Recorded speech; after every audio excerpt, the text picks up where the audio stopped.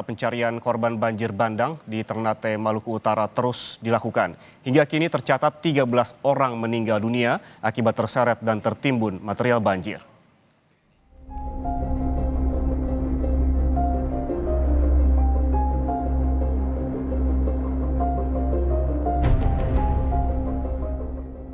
Upaya pencarian korban banjir bandang di kota Ternate, Maluku Utara terus dilakukan tim SAR gabungan.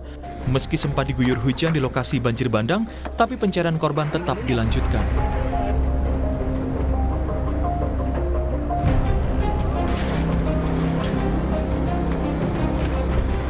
Sebanyak 3 unit ekskavator dikerahkan untuk menggali material batu dan lumpur. Saat ini, Kelurahan Rua, Kecamatan Ternate Pulau, Kota Ternate, berstatus tanggap darurat selama 2 pekan. Masa tanggap darurat ini berlaku sampai kapan? Berlaku 2 minggu. Berlaku mulai hari ini. Sampai 2 minggu ke depan? Ya, 2 minggu ke depan atau 14 hari. Tim akan bekerja melanjutkan besok dan diduga masih ada beberapa korban lagi yang masih menumpuk di timbunan, yang itu juga berdasarkan laporan.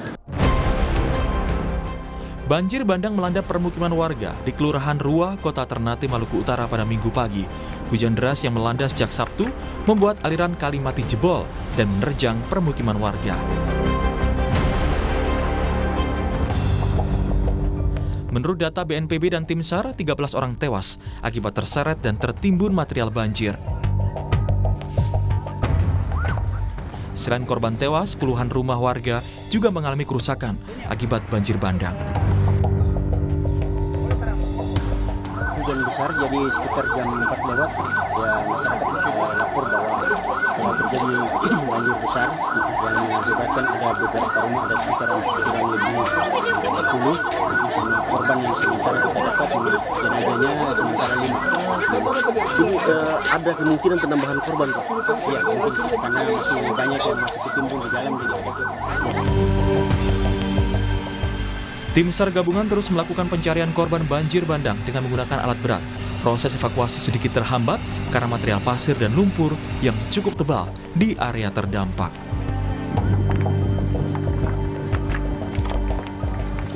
Tim Liputan, Kompas TV.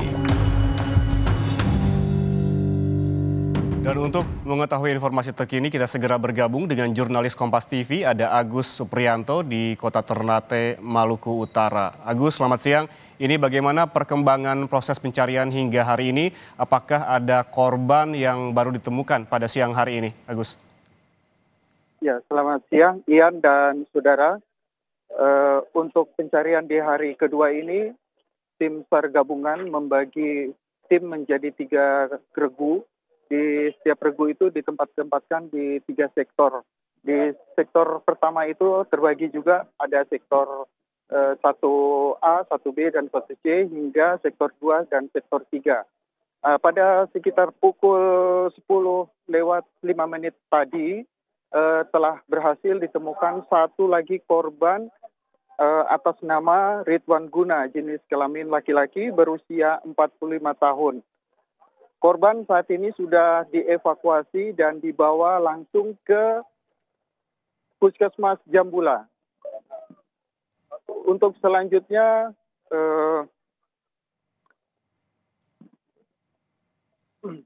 baik, Ridwan kembali, Ian.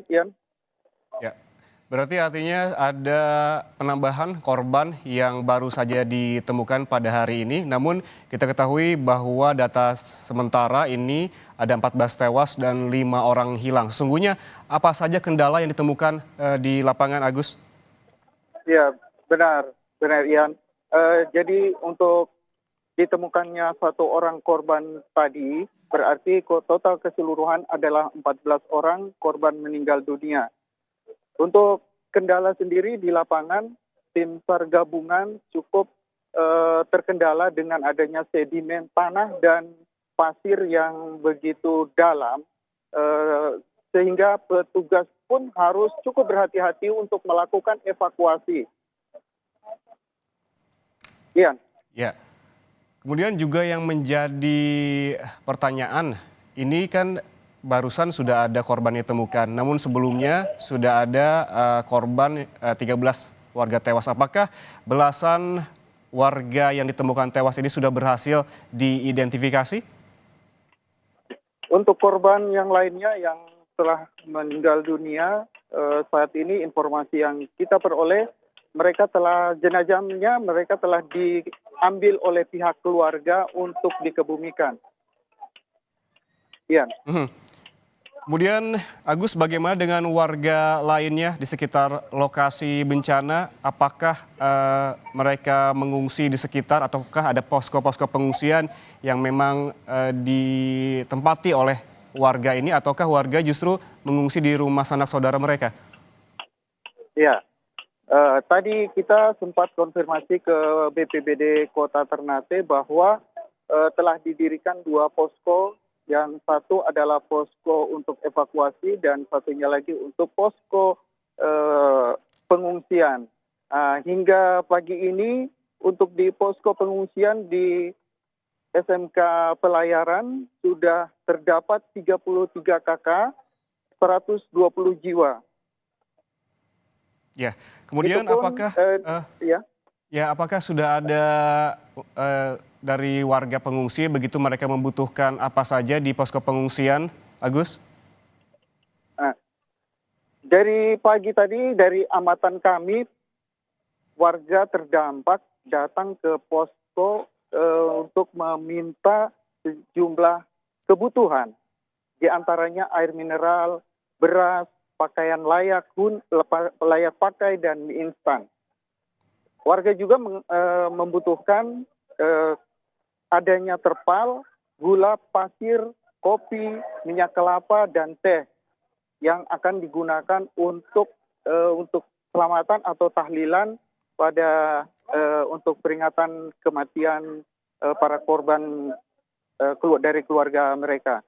Namun di posko logistik ini sendiri belum didapatkan adanya hal-hal yang dibutuhkan warga tadi. Baik, artinya hingga saat ini tercatat bahwa warga di pengungsian membutuhkan sejumlah bantuan logistik seperti beras, pakaian, selimut, termasuk juga terpal. Dan sementara data ataupun informasi yang kami dapatkan bahwa ada 1 korban yang baru ditemukan sehingga total korban tewas ada 14 orang dan 5 orang masih dalam pencarian. Terima kasih jurnalis Kompas TV Agus Supriyanto melaporkan langsung dari Ternate, Maluku Utara. Selamat bertugas kembali.